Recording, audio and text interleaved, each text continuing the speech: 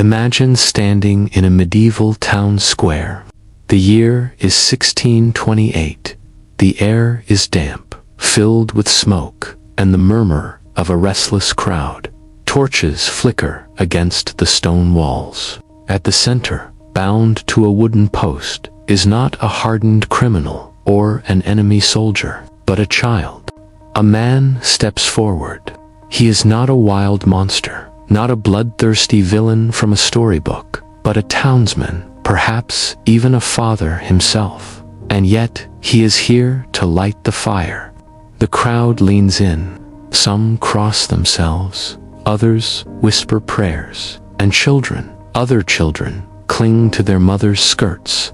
The flames are lit. A child screams, and a town believes it has done God's work. Chilling, absolutely. But this was not fantasy.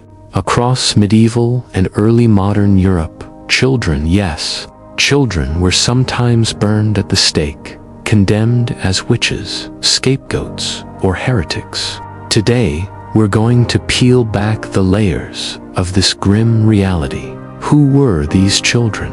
Why were they targeted? And who were the men who carried out such horrors? This is not just a story about the past. It's a story about fear, power, and the frightening things human beings can justify when they believe they are doing the right thing.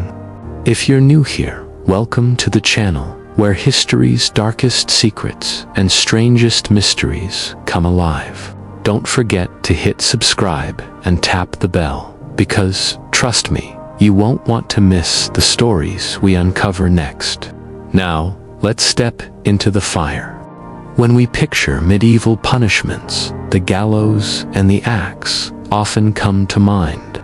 Quick, brutal, final. But for the gravest offenses, those deemed a threat not just to earthly order, but to eternal souls, the punishment was fire. Why fire?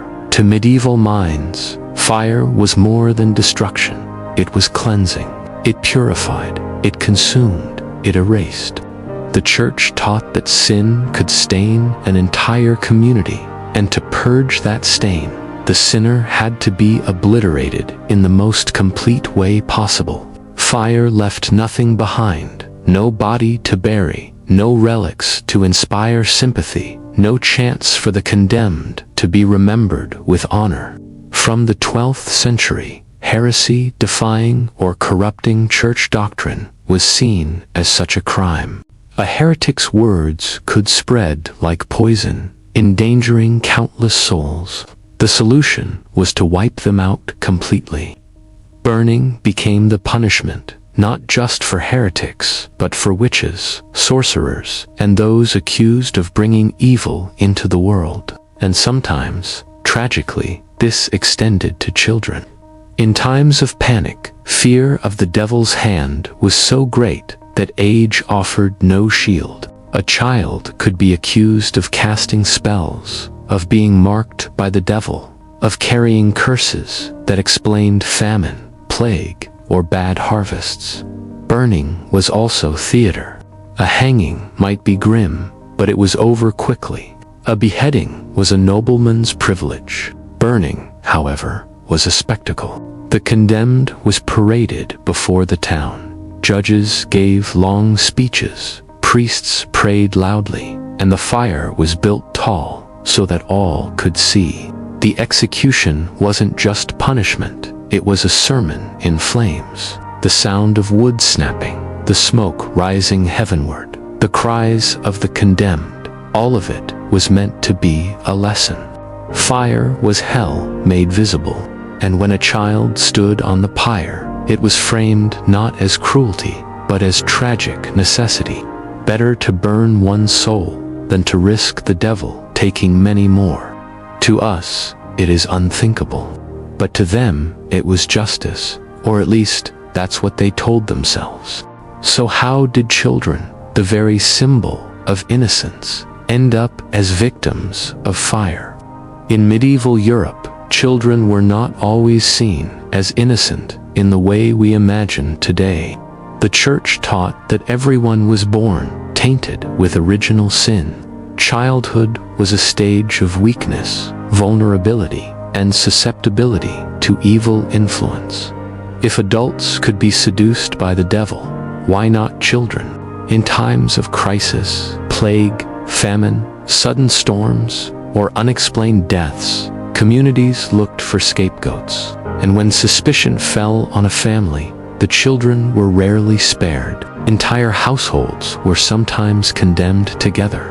The logic being that if parents were heretics or witches, their children were likely tainted too. Witch trials, especially in the later Middle Ages, give us heartbreaking examples. In parts of Germany and Switzerland, records tell of children accused of attending witches' sabbaths, of flying with their mothers, of poisoning wells, or causing storms. Some were interrogated until they confessed to impossible things. And while not all were executed, enough were that their stories stained the record of medieval justice. There were also cases where children became collateral victims of punishment. If a father was condemned as a heretic, sometimes his whole family shared his fate. Chronicles describe pyres where women and children burned together, tied to their husbands or fathers. The community believing this wiped out not just the man's heresy, but the root and branch of evil in his bloodline. The fear was always the same, that evil could spread, that corruption could infect the community, that even the youngest might carry darkness. And so, children who today we instinctively see as needing protection could be framed as dangerous. Imagine the scene: a boy accused of witchcraft. The villagers whisper that his laughter cursed their crops, that his strange birthmark is the devil's mark. A priest questions him, and under pressure, he repeats the words he's been told to say. That's enough. In the fever of fear, confession equals guilt. The pyre is built, and the boy's cries are drowned by prayers for deliverance. These were not daily occurrences. They were rare, but they happened often enough that they remind us how fragile innocence was in a world ruled by fear and superstition. Public executions were not just about punishment. They were about performance. In medieval Europe, justice was a public act. Trials were held in open squares, and executions were ceremonies designed to involve the whole community. When someone was burned, it was not done in secret. It was staged as both warning and reassurance. Warning that evil would not be tolerated. Reassurance that the community was protected. The pyre was carefully built, often in the most visible place, a market square, outside city walls, or beside a church. Priests processed with crosses and relics. The condemned was paraded, sometimes forced to wear a sign declaring their crime. The executioner lit the fire under the gaze of hundreds. For children, this meant their suffering became a spectacle. The community gathered not to save them, but to witness their destruction. Mothers wept, fathers turned away, but silence was the safest response. To question the justice of the fire was to risk suspicion yourself. The cries, the smoke, the smell of burning flesh, all were framed as a lesson. The child's death became a sermon, proof of the church's vigilance, proof that justice had been done. It was horror turned into theater. Why did people accept such cruelty?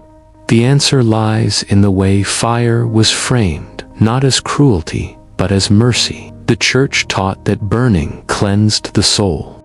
If someone was guilty of witchcraft or heresy, their body might be destroyed, but the fire released their soul from sin.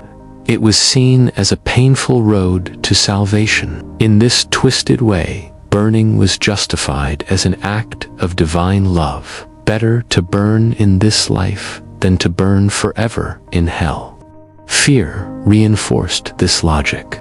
Communities under pressure, famine, disease, invasion, needed answers. If children were accused, it was because fear made people see patterns where none existed. A sick cow, a ruined harvest, a storm, all could be blamed on a child seen as strange or different. Once the accusation was made, fire became the solution, and there was power in it. Executions reinforced the authority of church and state.